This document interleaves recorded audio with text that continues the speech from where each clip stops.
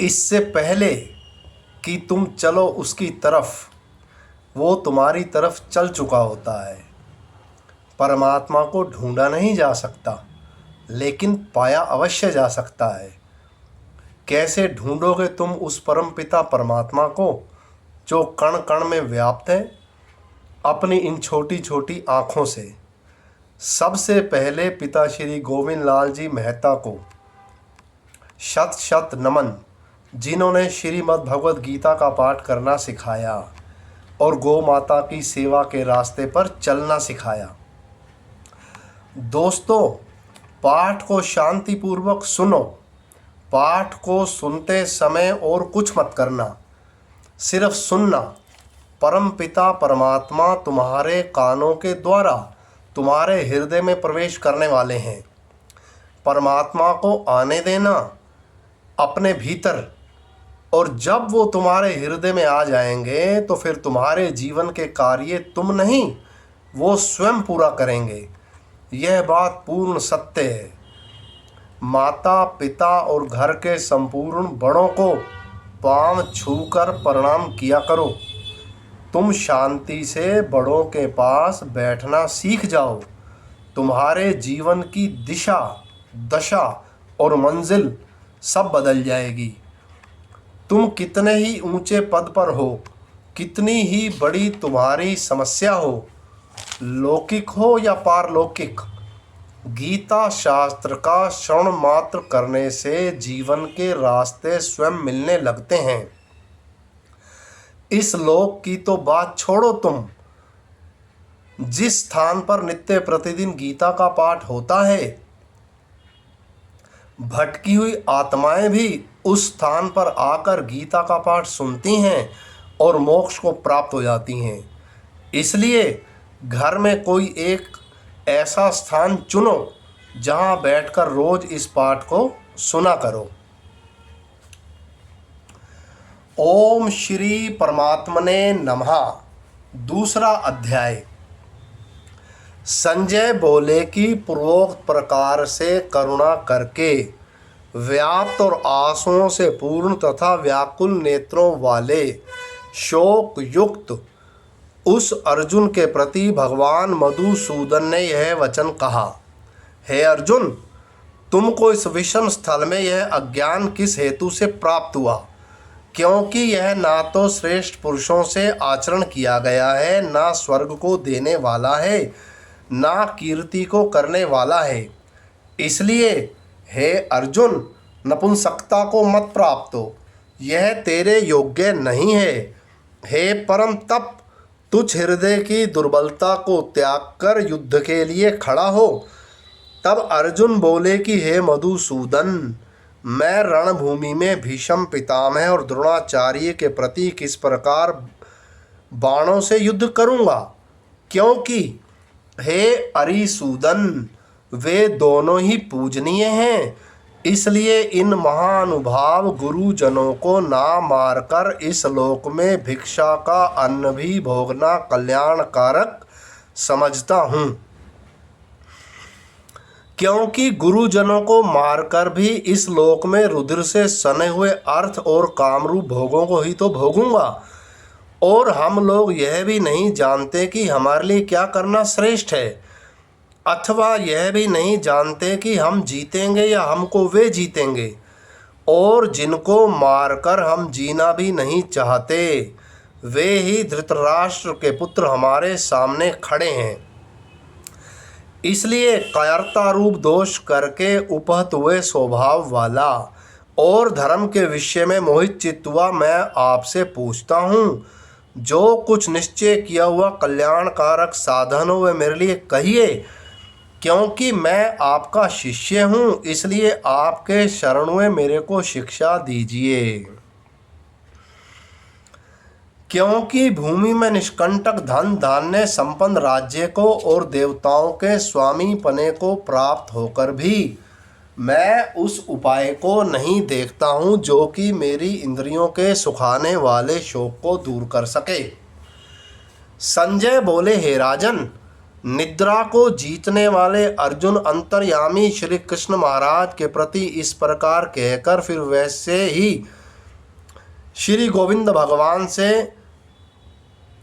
युद्ध नहीं करूँगा ऐसे स्पष्ट कहकर चुप हो गए। उसके उपरांत हे भरतवंशी धृतराष्ट्र, अंतर्यामी श्री कृष्ण महाराज ने दोनों सेनाओं के बीच में उस शोक युक्त अर्जुन को हंसते हुए से यह वचन कहे। हे अर्जुन, तू ना शोक करने योग्यों के लिए शोक करता है और पंडितों के से वचनों को कहता है, परंतु पंडित जन जिनके प्राण चले गए हैं उनके लिए और जिनके प्राण नहीं गए हैं उनके लिए भी शोक नहीं करते हैं, क्योंकि आत्मा नित्य है, इसलिए शोक करना अयुक्त है। वास्तव में ना तो ऐसा ही है कि मैं किसी काल में नहीं था, अथवा तू नहीं था, अथवा ये राजा लोग नहीं थे, और ना ऐसा ही है कि इससे आगे हम सब नहीं रहेंगे, किंतु जैसे जीवात्मा की इस देह में कुमार, युवा और वृद्ध अवस्था होती है, वैसे ही अन्य शरीर की प्राप्ति होती है। उस विषय में धीर पुरुष नहीं मोहित होता है, अर्थात जैसे कुमार, युवा और जरा अवस्था रूप स्थूल शरीर का विकार अज्ञान से आत्मा में भासता है, वैसे ही एक शरीर से दूसरे शरीर को प्राप्त होना रूप सूक्ष्म शरीर का विकार भी अज्ञान से ही आत्मा में भासता है। इसलिए तत्व को जानने वाला धीर पुरुष उस विषय में नहीं मोहित होता है। हे कुंती पुत्र, सर्दी, गर्मी और सुख दुख को देने वाले इंद्रियों और विषयों के संयोग तो क्षणभंगुर और अनित्य हैं। इसलिए हे भरतवंशी अर्जुन, उनको तू सहन कर, क्योंकि हे पुरुष श्रेष्ठ, दुख सुख को समान समझने वाले जिस धीर पुरुष को यह इंद्रियों के विषय व्याकुल नहीं कर सकते, वह मोक्ष के लिए योग्य होता है। और हे अर्जुन, असत्य वस्तु का तो अस्तित्व नहीं है और सत्य का अभाव नहीं है, इस प्रकार इन दोनों का ही तत्व ज्ञानी पुरुषों द्वारा देखा गया है। इस न्याय के अनुसार नाश रहित तो उसको जान कि जिससे संपूर्ण जगत व्याप्त है, क्योंकि इस अविनाशी का विनाश करने को कोई भी समर्थ नहीं है। और इस नाश रहित अपरमय नित्य स्वरूप जीवात्मा के यह सब शरीर नाशवान कहे गए हैं। इसलिए हे भरतवंशी अर्जुन, तू युद्ध कर। जो इस आत्मा को मारने वाला समझता है तथा जो इसको मरा मानता है, वे दोनों ही नहीं जानते हैं, क्योंकि यह आत्मा ना मारता है और ना मारा जाता है। यह आत्मा किसी काल में भी ना जन्मता है और ना मरता है, अथवा ना यह आत्मा हो करके फिर होने वाला है, क्योंकि यह अजन्मा, नित्य, शाश्वत और पुरातन है। शरीर के नाश होने पर भी यह नाश नहीं होता है। हे पृथापुत्र अर्जुन, जो पुरुष इस आत्मा को नाश रहित, नित्य, अजन्मा और अव्यय जानता है, वह पुरुष कैसे किसको मरवाता है और कैसे किसको मारता है। और यदि तू कहे कि मैं तो शरीरों के वियोग का शोक करता हूँ, तो यह भी उचित नहीं है, क्योंकि जैसे मनुष्य पुराने वस्त्रों को त्याग कर दूसरे नए वस्त्रों को ग्रहण करता है, वैसे ही जीवात्मा पुराने शरीरों को त्याग कर दूसरे नए शरीरों को प्राप्त होता है। हे अर्जुन, इस आत्मा को शस्त्र आदि नहीं काट सकते हैं और इसको आग नहीं जला सकती और इसको जल गीला नहीं कर सकते हैं और वायु नहीं सुखा सकता है, क्योंकि यह आत्मा अछेद्य है। यह आत्मा अधा, अक्लेद्य और अशोष्य है तथा यह आत्मा निसंदेह, नित्य, सर्वव्यापक, अचल, स्थिर रहने वाला और सनातन है। यह आत्मा अव्यक्त अर्थात इंद्रियों का अविषय, और यह आत्मा अचिंत्य अर्थात मन का अविषय, और यह आत्मा विकार रहित अर्थात ना बदलने वाला कहा गया है। इससे हे अर्जुन, इस आत्मा को ऐसा जानकर तू शोक करने योग्य नहीं है, अर्थात तुझे शोक करना उचित नहीं है। यदि तू इसको सदा जन्मने और सदा मरने वाला माने तो भी हे अर्जुन, इस प्रकार शोक करने को योग्य नहीं है, क्योंकि ऐसा होने से तो जन्मने वाले की निश्चित मृत्यु और मरने वाले का निश्चित जन्म होना सिद्ध हुआ। इससे भी तू इस बिना उपाय वाले विषय में शोक करने को योग्य नहीं है।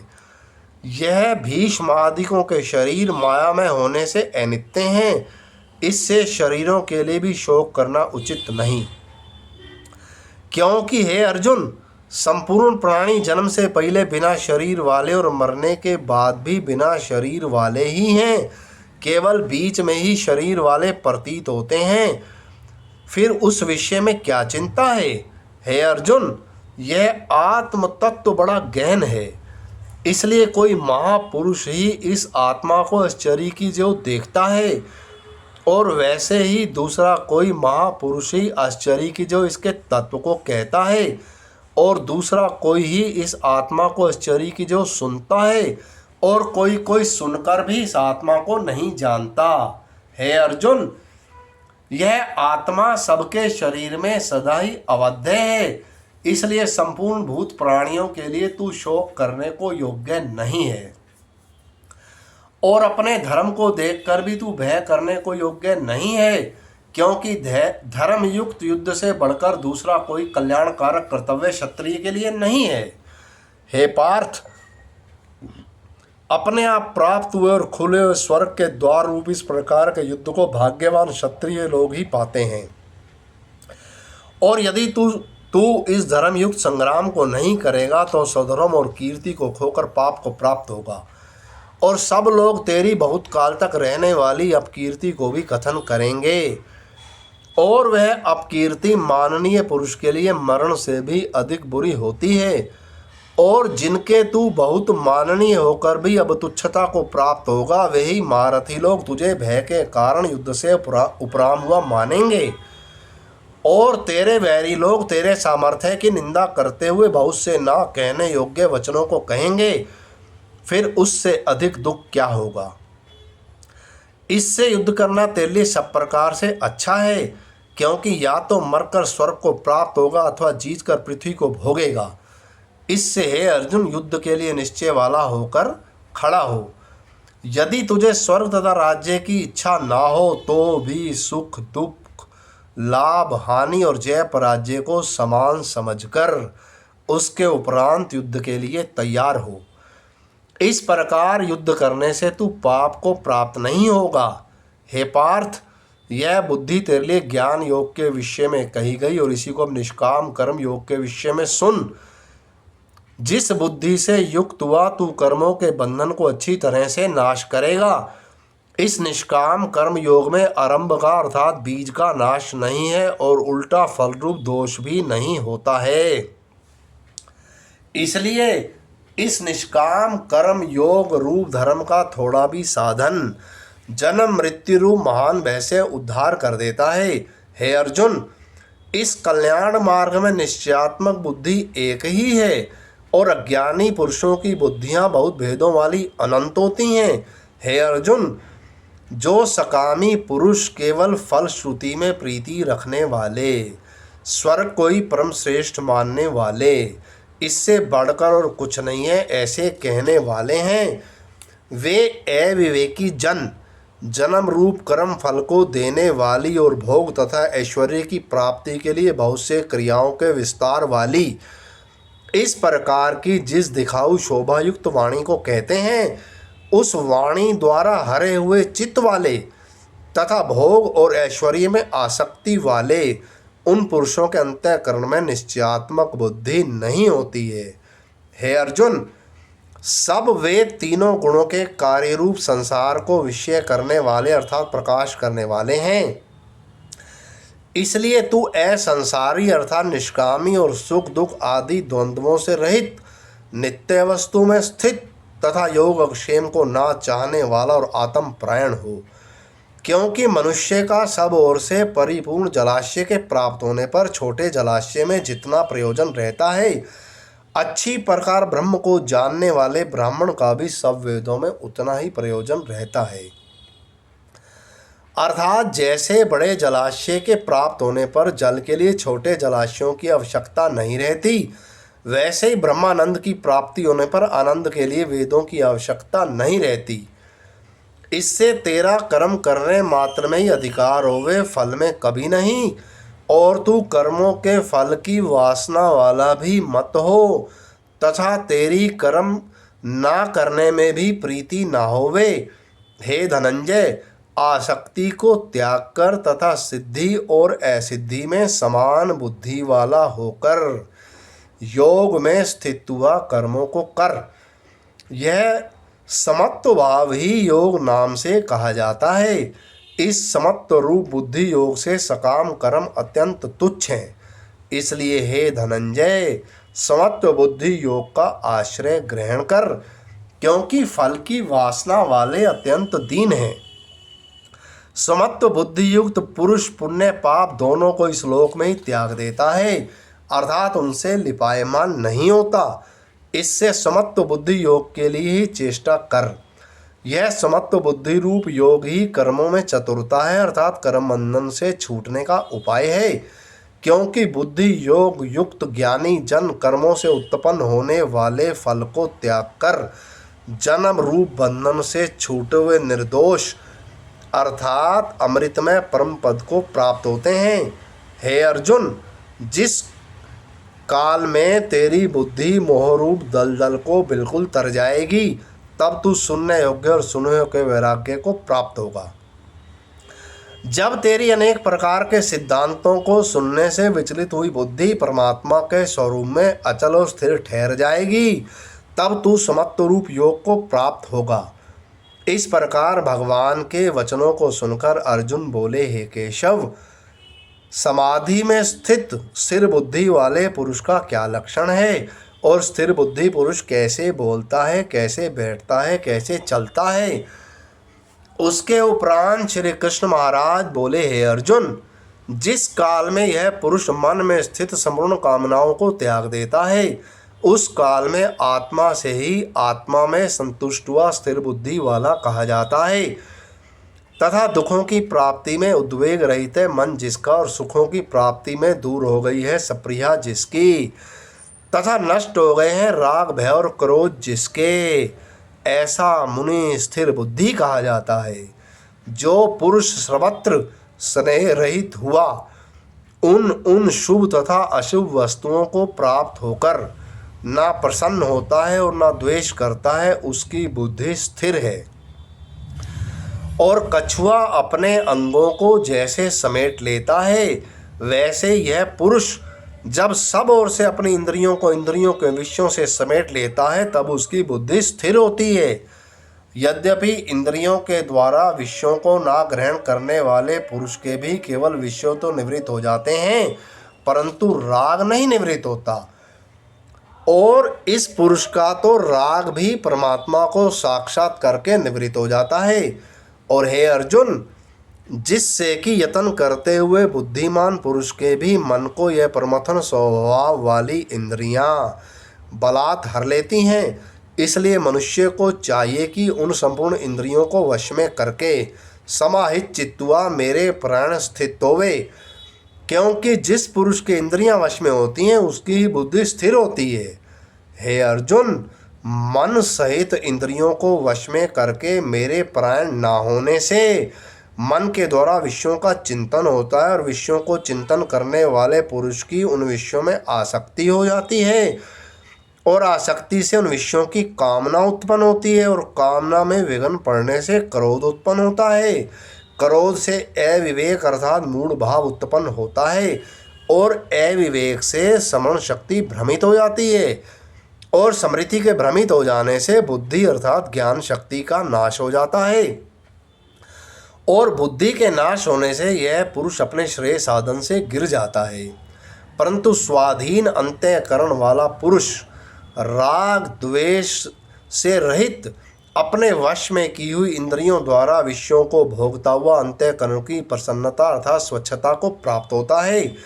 उस निर्मलता के प्राप्त होने पर इसके संपूर्ण दुखों का अभाव हो जाता है, और उस प्रसन्न चित्त वाले पुरुष की बुद्धि शीघ्र ही अच्छी प्रकार स्थिर हो जाती है।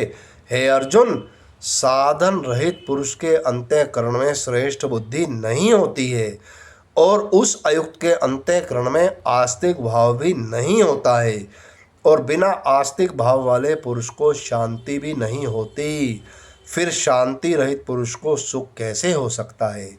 क्योंकि जल में वायु नाव को जैसे हर लेता है, वैसे ही विषयों में विचरती हुई इंद्रियों के बीच में जिस इंद्रिय के साथ मन रहता है, वह एक ही इंद्रिय इस अयुक्त पुरुष की बुद्धि को हरण कर लेती है।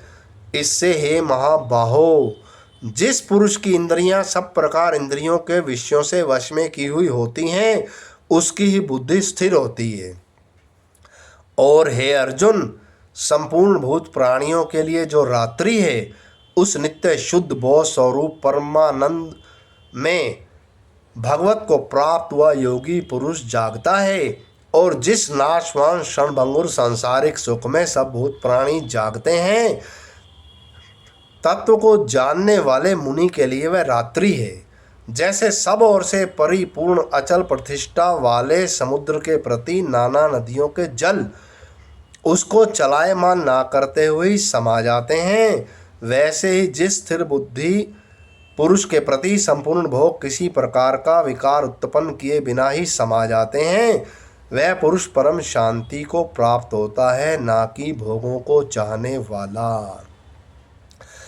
क्योंकि जो पुरुष संपूर्ण कामनाओं को त्याग कर ममता रहित और अहंकार रहित सप्रिया रहित हुआ बरतता है, वह शांति को प्राप्त होता है।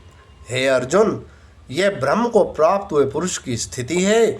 इसको प्राप्त होकर कभी भी मोहित नहीं होता है और अंत काल में भी निष्ठा में स्थित होकर ब्रह्मानंद को प्राप्त हो जाता है। इति श्रीमद् भगवद गीता रूपी उपनिषद एवं ब्रह्म विद्या तथा योग शास्त्र विषयक श्री कृष्ण और अर्जुन के संवाद में सांख्य योग नामक दूसरा अध्याय।